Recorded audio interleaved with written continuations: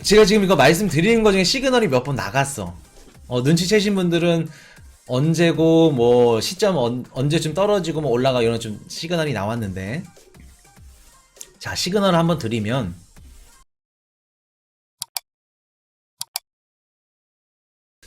목요일날 FOMC 보신 분 11월 3일이죠. 목요일이죠. 새벽 3시에 FOMC 회의 보신 분, 하늘님도 보셨고, 우리 또 킹투지님이 오늘 이번에 올려주신 영상 보셨죠? 회의 영상 아주 깔끔하게 잘 정리해서 올려주셨습니다. 오전에 그 FOMC 회의 보신 분들은 좀 소름이가 좀 돋으셔야 되는데, 얼마 전에 유명 경제방송에서 달러 강세는 이제 끝났다, 금리 인상 세게 더 이상 못 올린다 라는 방송 보신 분 계시죠? 근데 그때 코인이슈가 뭐라고 말씀드렸죠? 달러 강세는 아직 안 끝났다 라고 말씀을 드렸었죠. 그냥 한낱 그 유튜브 조무래기가 유명하신 분 그 의견에 반대 의견을 말씀을 드렸어. 근데 똑같이 달러 강세 지금 안 끝났죠. 우리 킹투지님 FOMC 영상 정말 좋으셨다고. 자, FOMC 회의 어떤 뉘앙스인지 한번 오늘 정리를 해드릴게요. 프리뷰를 한번 딱 해드리고, 자, 20.5K 비트코인 살짝 반등이 나왔습니다. FOMC 결과만 말씀을 드리면 시장은 하락했어요. 시장은 하락했는데 우리 비트는 별 반응이 없습니다. 이거를 갖고 뭐 비트코인 시장이 뭐 펀더멘탈이 높아졌고 뭐 그렇게 생각하시면 안 돼요. 유동성이 없다는 거 그렇게 보셔야 되고, 자, 비트코인, 리플, 뭐 이더리움 이런 식으로 오늘 설명해 드릴 거, 폴리곤 17%, 폴리곤 급등 중입니다. 그리고 리플도 6% 가까이 상승 중이죠. 리플이랑 폴리곤 오늘 말씀해 드릴 거예요. 아주 코인이슈 포트폴리오 그냥 과학이야. 리뉴얼 되자마자 아주 잘 나가. 미국 증시 싹 빠졌죠. 일단은 빅테크 관련주들, 우리 뭐 나스닥이고 S&P 500이고 이끌어가는 대형주들 중심으로 많이들 빠졌습니다. 많이들 빠졌고 미국 증시 지금 빠져 있는데 우리 코인 시장은 좋다는 거, 좋습니다. 자, 요거는 10월 중순에 바이든이 한 얘기입니다. 바이든 달러 강세 걱정 안 한다. 미국 경제 지독히 견고하다. FOMC 회의 이전에 코인 이슈가 이번 FOMC는 어떤 이야기가 나올 거다. 우리 멤버십 영상 보신 분들도 계실 거고, 영상으로 제가 어떤 말씀을 드렸었죠? FOMC? 저도 그 FOMC 회의를 보면서 좀 깜짝 놀랐어. 파월이 토시 한 글자 안 틀리고 그대로 얘기하네요. 소름. 하루 전날 걸 미리 어떻게 알았죠? 혹시 파월이 큰 형님? 돗자리 대박이세요. 감사합니다. 자, 제롬 파월 연준의장이 이번에 이제 어떤 식으로 얘기를 했냐면 매파적인 발언들을 쏟았습니다. 쏟았는데 이제 어떤 식으로 쏟았냐? 요 기사 하나만으로 FOMC 회의는 끝났다. 요거 하나만으로. 왜? 미국 정부랑 연준은 지금 달러 강세가 좋다 싫다? 달러 강세를 원한다 아니면 원하지 않는다? 무조건 원한다. 무조건 원한다. 연준도 금리 인상 갈 수밖에 없다. 잭슨홀 미팅에서 금리 인상 세게 가야 된다. 강하게 시장을 흔들어댔던 잭슨홀이 불과 2달 전입니다. 근데 우리 곰곰이 생각을 해보면 우리 투자자분들이 좀 되게 단순해. 코인 이슈도 사람이니까 단순하고, 2달 전만 하더라도 금리 인상 세게 간다, 막 75bp 12월까지 간다 그랬는데, 또 뭐 무슨 이런 분석 저런 분석 뭐 릭 리미라우스인가 뭔가 그 기자 막 몇 개 막 칼럼 쓰고 하니까 또 반대로 돌아서 버려. 아, 피벗 하는 거 아니야? 아, 금리 인상 속도 조절하는 거 아니야? 되게 단순해. 불과 2달 전에 금리 인상 세게 간다 라고 했는데 제롬 파월 연준의 입장에서 2달 만에 스탠스를 바꾼다? 그럼 연준의 신뢰도가 당연히 떨어지겠죠. 그리고 미국 정부 입장에서 지금 무역 적자, 이번 달도 적자가 나왔습니다. 적자가 나왔는데 미국 입장에서 지금 달러 강세가 나쁘다 좋다? 무조건 좋다. 무조건 좋다. 지금 뭐 미국 물가가 너무 높아서 힘들어요 그러죠. 정작 미국인들은 못 느낍니다. 물론 식자재나 이런 것들은 밥값이나 뭐 렌트비나 이런 건 부담스럽죠. 근데 소비는 그대로 가 지금 미국인들이. 런던 가서 부동산 사고 여기저기 가서 해외여행 가고 명품 사고 소비는 안 떨어진다는 겁니다. 뒤집어진다는 거예요 지금. 그럼 연준 입장에서도 금리 인상 가야겠죠. 왜? 고용시장이 좋기 때문에. 고용시장이 좋을 때 올려야 됩니다. 올릴 수 있을 때 올려야 돼요. 연준 입장에서는. 그렇기 때문에 지금 이번에 성명서에서는 비둘기파적인 발언들이 굉장히 많았어. 근데 연준의장 입에서는 매파적인. 그래서 성명서는 좋은 얘기, 그리고 그 저른파 연준의장에서는 안 좋은 얘기, 입에서는 서로 믹싱이 되는 매파도 아닌 비둘기파도 아닌. FOMC 한번 디테일하게 한번 다뤄드릴게요. 다뤄드리고 10년물 3개월물 만약에 좋게 얘기하면 요거 최근에 10년물 3개월물 연준이 얘기했던 장단기 금리 역전 경기 침체 신호 요게 역전이 나왔죠. 근데 요거 역전에 대해서도 답변을 했습니다. 제롬 파월 연준 의장이 아주 능구렁이에요. 최종 금리 예상보다 더 높을 거다. 지금 기준금리가 4%까지 이제 올라왔고 이제 뭐 5%를 넘네 만에 이제 이런 얘기들이 지금 나오고 있는데 요거는 지켜보셔야 될 것 같습니다. 그래서 이번 연도 연말 내년 상반기까지 금리 인상은 계속 올린다. 금리 인상은 간다. 그렇게 금리 인하 고려는 시기상조다. 최종 금리 더 올려야 된다. 미국 10월 민간 고용 23만 9천 명 견조하다. 금리 인상 지지. 민간 고용 지표 비농업 고용 지표죠. 그냥 고용 지표가 나왔는데 23만 9천 명. 9월 달에 19만 2천 명을 넘어서 다우 전망치도 19만 5천 명이었는데 23만 9천 명이라는 겁니다. 아직도 미국 노동시장은 너무 견고하고 좋다. 연준은 금리 인상을 안 올릴 이유가 없다. 그렇게 보시면 되겠습니다. 자, 이번에 연준에서 매파적인 발언들이 딱 쏟아 나오고 이제 시작하면서 2년물 수익률이 4.75%까지 올라갔어. 이런 식으로 4.75%까지. 그리고 10년물이 4.21까지. 뭐 장단기 금리 역전은 뭐 말할 것도 없고 이미 뭐 7월 달인가요? 그때부터 계속해서 지금 역전되어 있는 상태고 2년물이 4.75까지라면은 이거는 어떻게 살아가나요? 굉장히 힘들다. 오늘 한국 얘기도 드릴 건데 한국 진짜 우리나라 힘들 겁니다. 힘들 거예요. 자, 영랑은행 기준금리 75bp 인상 33년 내 최고폭 금리 인상 75bp 했죠. 뭐 어쩔 수 없습니다. 잘했습니다. 금리 인상 세게 가야 되고 여기서 만약에 뭐 25bp 했다 또 50bp 했다 그럼 파운드와 같이 또 살짝 또 떨어지겠죠. 25bp 했으면 또 폭락했겠지. 금리 인상 했음에도 불구하고 어떻게 돼요? 연준 이야기 딱 나오고 나자마자 파운드와 가치가 쭉 떨어지죠. 쭉 떨어집니다. 그래서 연준 올리고 영국이 다음에 이제 뒤이어서 올렸는데 지금 시장이 좋지 않다. 저 그렇게 말씀을 드리고 지금 중간선거 이제 한 4일 정도 남았네요. 지금 여론조사 결과치를 말씀을 드리면 일단은 지금 하원이 공화당 그 과반수 218석을 넘어섰다고 합니다. 넘어섰고 228석 정도 확실해졌다 그래요. 그래서 공화당이 이길 확률이 굉장히 확실해졌다.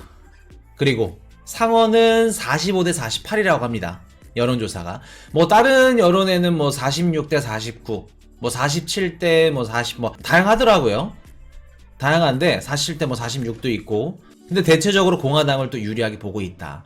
지금 접전 중인 곳이 한 7곳 정도, 7자리 정도 되는데 6곳이 공화당이 어떻게 뭐 유리하다고 해요. 공화당이 유력하다.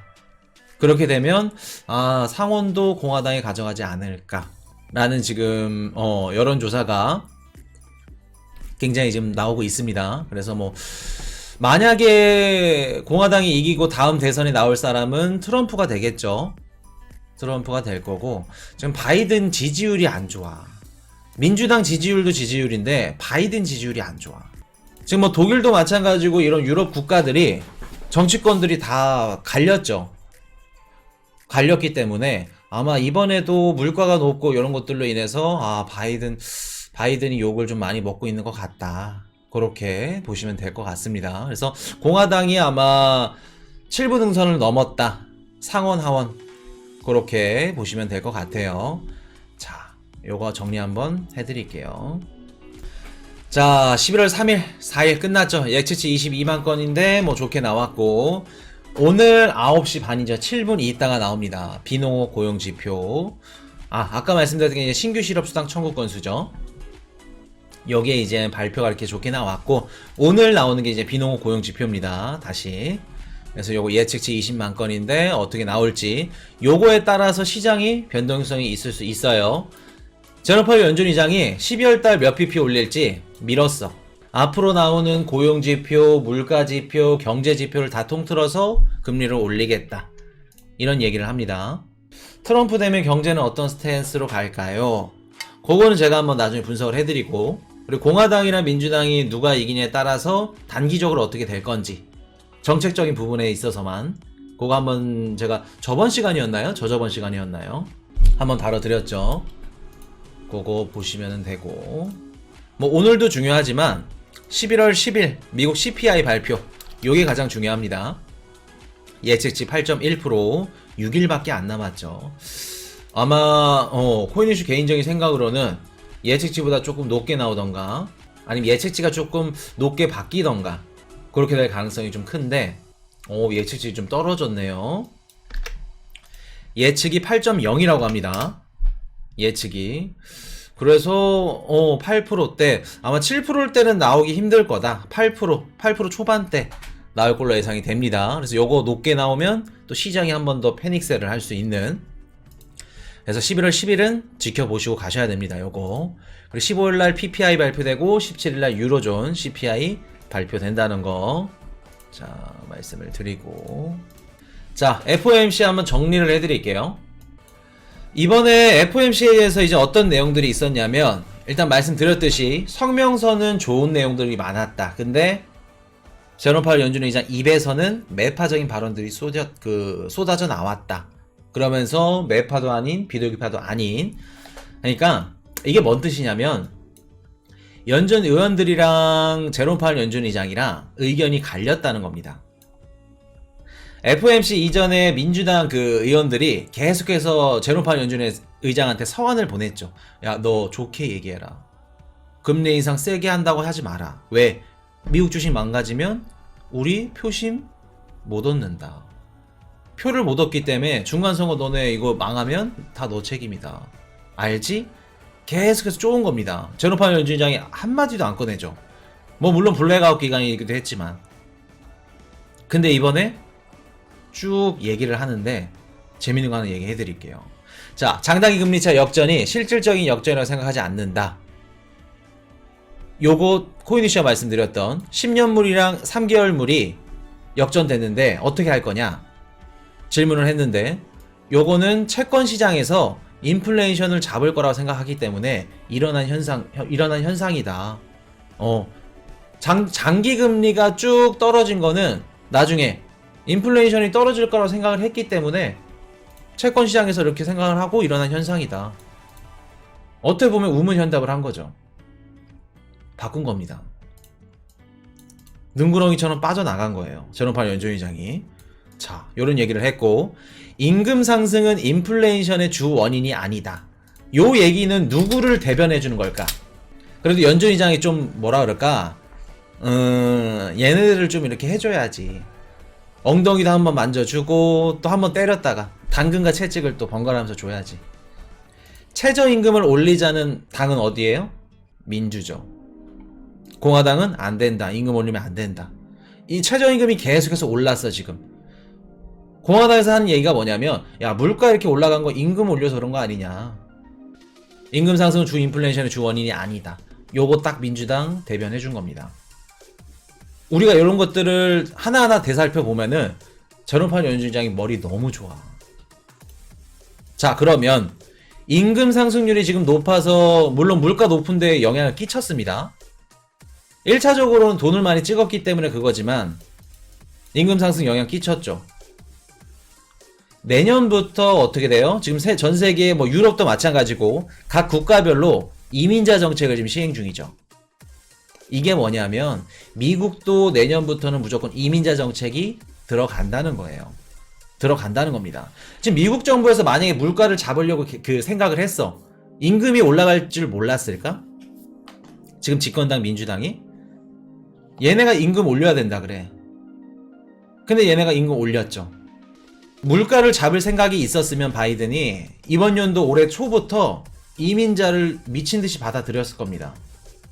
제로 코로나 해가지고 코로나 제일 먼저 제로 코로나 했던 게 미국이죠. 이민자를 받을 수 있는 환경이 있었어. 근데 받지 않습니다. 그건 무슨 뜻이에요? 물가를 낮출 생각이 없다는 거예요. 강달러로 간다는 겁니다.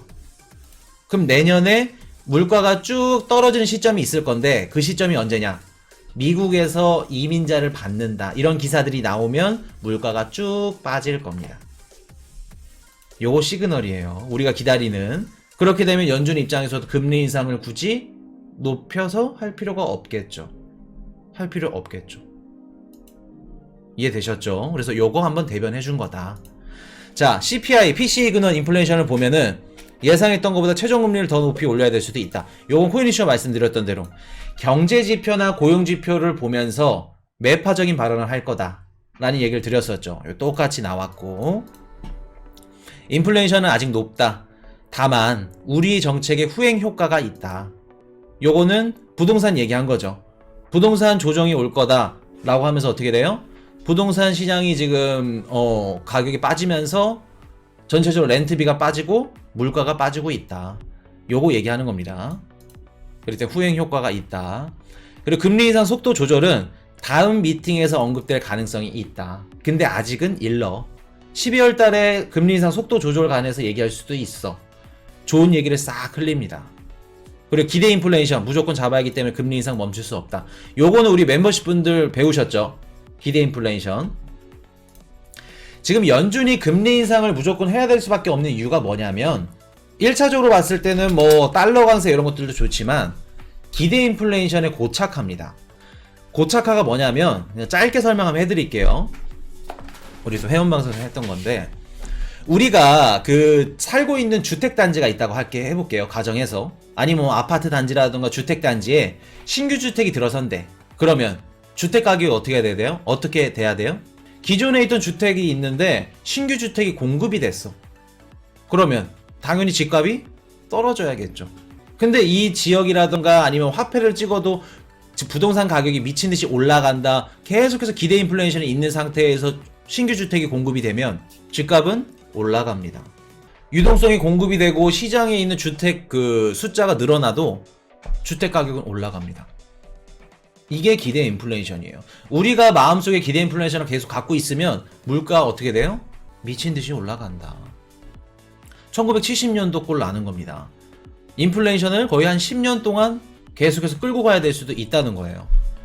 그렇기 때문에 우리 마음속에서 기대 인플레이션 이런 고착화되는 거를 없애야 된다. 그러려면 지금이라도 물가를 세게 잡고 주식이든 뭐든 다 망가뜨려 놓고 어떻게 해요? 소비를 못하게끔 떨어뜨려야지. 26만 1000개 발표 났다고? 자, 한번 볼게요. 비농업이지? 비농업 고용지수. 자, 고용지표가 20만 건인데 26만 건. 보나마나 각 떨어지겠죠, 비트코인. 지금 어떤가요? 떨어지나요? 올라가나요? 고용지표 이렇게 높게 나오면 시장은 뭐라고 해석해요? 야, 안되겠다. 12월 50bp가 아닌 75bp 가겠다. 쭉 빠질 겁니다. 한번 볼까요, 시장? 안 봐도 비디오죠, 뭐. 비트는 뭐 별 반응이 없네요. 비트 떨어졌다 다시 상승합니다.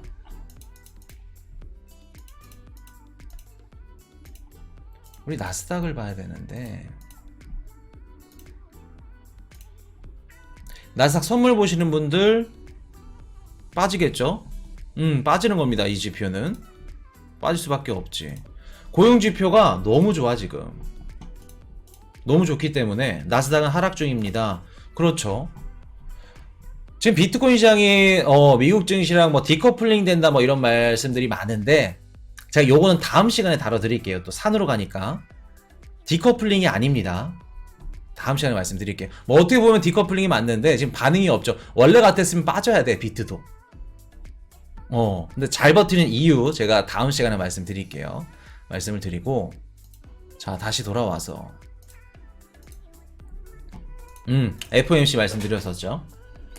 FOMC 때 어떤 그 일이 있었냐면, FOMC 거기 진짜 그 기자회견장에서 직접 보시는 분 해가지고 그 얘기를 이제 전해 들어서 영상을 통해서 이제 저도 직접 전해 들었는데, 제롬 파월 연준 성명서가 나오고 난 뒤에 어떻게 돼요? 주식시장이랑 코인시장이 싹 상승이 나옵니다. 성명서 딱 나오고 난 뒤에 상승이 나오고, 제롬 파월 연준의장이 금리 인상 속도 조절은 다음 달에 있을 수도 있습니다, 뭐 이런 얘기를 하니까 와, 시장이 막 환호를 해. 아, 예상대로 상승하는구나, 예상대로 금리 세게 못 올리는구나. 그래서 제롬 파월 연준의장이 딱 앉아 있는데 뭐 이렇게 뭐 대변인인 것 같아요. 그래서 이렇게 귀띔을 해줬나 봐요. 얘기를 해줬는데 지금 자산 시장이 환호를 하고 상승을 하고 있습니다. 이런 얘기 싹 듣고 나서 제롬 파월 연준의장이 표정이 싹 변하면서 다시 마이크를 잡습니다. 얘기를 합니다. 무슨 얘기를 하냐면, 그때부터 매파적인 발언들을 연이어서 쏟기 시작해. 연이어서. 우리 스탠스는 그대로 갈 겁니다. 안 바뀔 겁니다. 지금 물가, PC, CPI 높고 최종금리 예상보다 더 높이 올릴 수 있습니다.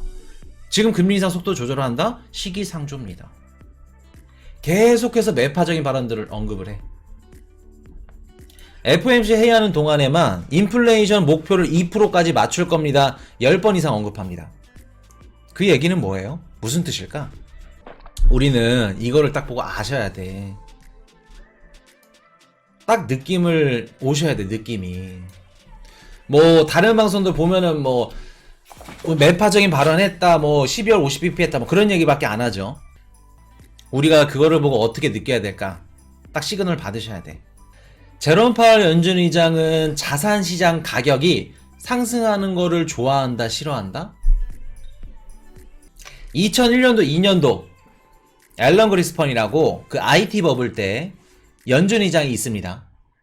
그 앨런 그리스펀 연준 의장이 하는 얘기가 뭐냐면, 그때도 이제 금리를 막 들어 올렸다가 낮췄다가 IT 버블 막 터지고 굉장히 힘들었는데, 그때 하는 말이 뭐냐면, 자산 가격의 상승은 인플레이션을 동반한다 라는 말을 합니다. 자산 가격의 상승은 인플레이션을 동반한다. 그 뜻은 뭐냐? 미국 주식이 올라가면 물가 더 올라간다, 인플레이션 올라간다. 그럼 제롬 파월 연준 의장 지금 주식시장이 올라가고 있습니다. 그 얘기 들으니까 당연히 깜짝 놀라지. 아, 민주당 애들이 막 이런 얘기 하지 말라 그랬는데 좋게 얘기하고 싶고 좋게 최대한 좀 오래 하고 싶은데 또 주식시장이 올라가? 안 되겠다. 각성하고 매파적인 발언하는 겁니다. 그 뜻은 제롬 파월 연준 의장은 지금 미국 주식 상승에 반기를 들었다는 거예요. 올라가는 걸 원하지 않는다는 겁니다. 이해되셨나요? 우리 이런 격언이 있습니다. 미국 주식 하시는 분들. 월가에서 투자하는데 연준한테는 맞서지 말아라. 연준은 맞서면 안 된다. 다 쓰러진다. 연준이 지금 미국 주식 상승하는 거를 싫어하는데 우리가 갈 수 있을까? 없다는 겁니다. 아직 달러 강세가 남았다는 거예요. 자, 십몇칠 전에 바이든 달러 강세 걱정 안 한다, 이런 얘기 하죠. 그 유명 경제 방송에서 달러 강세는 끝났다, 그 이야기를 듣고 우리 또 멤버십 회원분들 중에 한 분이, 아, 코인이슈님 저는 달러 강세 좀 더 갈 것 같은데 어떡하나요? 질문하시더라고요. 제가 그때 뭐라고 말씀드렸죠? 달러 강세 아직 안 끝났습니다. 이번 연도 연말, 올해 가면 내년까지 계속 갈 겁니다. 오늘 이번에 FOMC 회의 딱 듣고 나자마자 달러 강세가 언제까지 갈 건지 나왔죠. 결과가 나왔죠. 왜 나왔냐면, 연준이 금리를 올릴 수 있는 이유가 뭐냐면, 자, 이번에 제롬 파월 연준 의장이 이렇게 세게 발언할 수 있는 이유가 뭘까? 이것도 멤버십 영상인데 오늘 조금만 좀 하겠습니다. 또 연결되다 보니까. 그 유명 경제방송에서 하셨던 말씀이 뭐냐면 지금 일본이 국채를 던진다. 미국 국채를. 한국도 던지고 중국도 던지고 전 세계 각 국가별로 국채를 던지고 그럼 국채 금리가 올라가겠죠. 연준도 긴축하면서 국채를 던져. 국채 금리가 올라간다는 건 미국도 힘들다. 미국도 힘들다. 흔들린다. 그리고 나중에 좀 더 디테일하게 들어가면 미국도 영국처럼 연기금들이 흔들릴 수 있다. 그렇기 때문에 일본은 금리를 못 올리죠. 부채가 많기 때문에. 그래서 연준이 금리 인상을 속도를 조절하는 것밖에 없다. 금리 인상 더 이상 못 올린다. 그래서 달러 강세는 끝났다라고 말씀하셨는데 아니라고 말씀드렸죠. 연준 의장이 믿고 있는 건 바로 나왔죠. 재무부 있죠. 얼마 전에 제니 옐런 누님이 뭐라 그랬죠? 미국 국채를 사주겠습니다. 사줄까? 질문 투표를 붙였죠. 자, 지금 일본이랑 각 국가별로 국채를 던져. 위험한 거 맞아요. 연준이 금리 인상 속도 조절하는 방법밖에 없습니다. 근데 재무부의 제니 옐런 누님이 와서 우리가 미국 국채 사줄게. 국채를 매입해주면 어떻게 될까? 국채 가격 오르면서 어떻게 돼요? 채권 금리는 떨어집니다. 그럼 일본이 던지고 중국이 던지고 한국이 던지더라도 재무부가 와서 국채를 매입해주면 제노파는 연준 의장은 우리가 금리 인상 할 수 있겠네? 이번에 FOMC에서 제롬 파웰 연준 의장이 이렇게 매파적인 발언을 할 수 있었던 건 뭐다? 재무부 제니 옐런 누님이 아니어도 재무부가 국채 매입해준다는 게 밑받침되어 있기 때문입니다. 재무부가 실제로 국채를 매입 안 해줘도 효과가 뒤집어져. 자, 미국 재무부가 그러면 국채를 매입하면 인플레이션이 또 올라가지 않나요? 질문하신 분들 계시죠? 이번에 영국이 국채 매입한다 그랬었죠. 리즈 트러스 총리 있었을 때. 국채 매입을 실제로 얼마에 줬을까? 950억 파운드를 국채 매입한다고 했는데 실제로 매입한 건 50억 파운드밖에 안 돼. 40억인가. 8일인가 7일 동안. 그건 무슨 뜻이에요? 실제로 매입을 안 해줘도 재무부, 정부가 국채를 매입해준다는 얘기가 그 시장, 채권 시장에서 나돌면 기존의 미국 국채를 갖고 있던 채권 투자들도 매도량이 줄어들고 그리고 기존의 채권 투자자나 각국 중앙은행들이 미국 정부가 바이백해줘? 그 얘기만 듣더라도 채권 시장이 안정화가 되고 채권 금리가 떨어질 수 있다는 걸 뜻합니다. 아갈 매입. 그냥 매입해준다 싹 흘려놓고 전업한 연준 의장은 그래요? 감사합니다. 금리 인상 세게 올릴게요. 미국 정부 달러 강세여서 좋고 연준도 달러 강세여서 좋고 요거를 해석 못 하셨어. 유명 경제 방송에서도 요게 빠졌잖아. 이랬기 때문에 매파적인 발언들이 나올 수밖에 없는 겁니다. 이해되셨나요? 지금 연준의 입장에서는 금리를 올릴 수밖에 없어. 근데 재무부가 도와주면 올릴 수 있다는 겁니다. 끝까지 간다는 거예요. 이해되셨죠? 달러 강세 이게 굉장히 중요하다. 굉장히. 그렇기 때문에 우리가 좀 뭐라 그럴까, FOMC 이전에 막 매수하신 분들 계실 거예요. 계실 건데 시장이 막 너무 급변하고 막 이런 것들을 좀 뭐라 그럴까, 너무 막 왔다 갔다 휘둘리면 안 돼. 휘둘리면 안 된다 라는 말씀을 드리고, 아직 달러 강세는 끝나지 않았다. 달러 강세는. 자, 오늘 또 이거 불금이라서 제가 지금 이거 말씀드리는 것 중에 시그널이 몇 번 나갔어. 눈치채신 분들은 언제고 뭐 시점 언제쯤 떨어지고 뭐 올라가 이런 좀 시그널이 나왔는데, 자, 시그널을 한번 드리면 지금 미국에 있는 기업들이 미래에 대한 투자는 활발하다고 합니다. 활발해요. 정하늘님 3번의 시그널 파. 이렇다니까 3번 나갔어. 자, 요것도 시그널 나가. 이건 대놓고 나갑니다. 근데 불금이니까 또 치맥 안 드시고 또 재미없고 막 뭔 얘기인지 모르겠어. 채권 얘기하고 뭐 대도 않는 막 이런 얘기 하니까 재미없잖아. 그냥 리플 올라간다 막 차트 긋고 뭐 리플 10,000원 갈 겁니다. 세력들이 사줄 겁니다. 뭐 일루미나티 이런 얘기 재밌지. 근데 재미없는 또 방송 또 보러 와주셨으니까 시그널 드릴게요. 지금 미국에 있는 기업들은 미래 투자는 활발한데 아직 미국 기업들 자사주, 지네 자기 주식이죠. 자사주 매입은 아직 안 했대. 이게 무슨 뜻일까? 자사주 매입을 안 했대. 이게 무슨 뜻일까?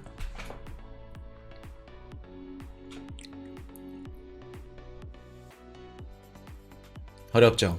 이거 예습번에 안 넣었습니다, 일부러. 자, 내가 애플이야. 내가 애플인데 자사주 매입을 해줘야 돼.